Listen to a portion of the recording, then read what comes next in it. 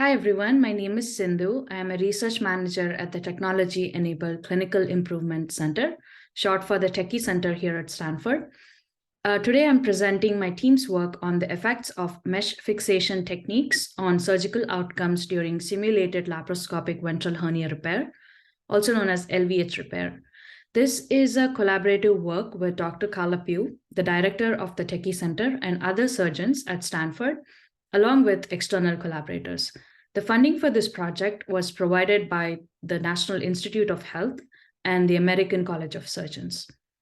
Mesh fixation in LVH repair involves several technical decisions.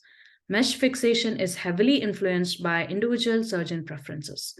Management of transfascial anchoring sutures is one example of the many decisions required during LVH repair. Our hypothesis was that technical decisions have measurable effects on procedural outcomes.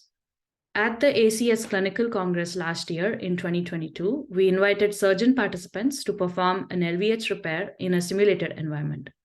Participants were equipped with a video camera, an audio recorder, a stopwatch, one surgical assistant, and necessary surgical tools.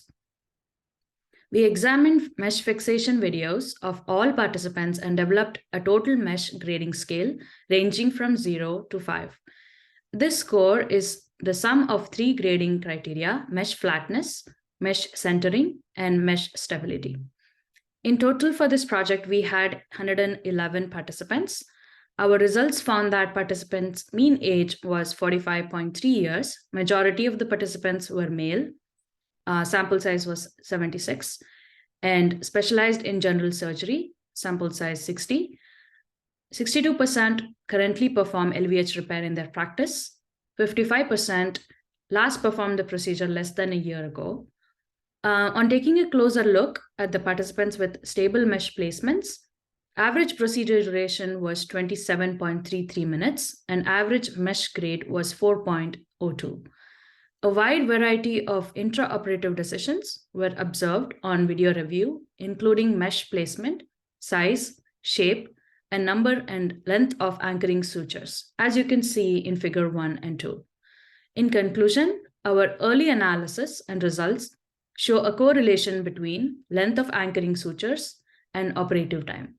This study represents the first step in understanding the variety of technical decisions made by experienced surgeons.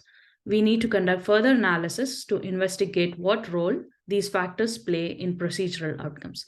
Thank you for your time and have a great day.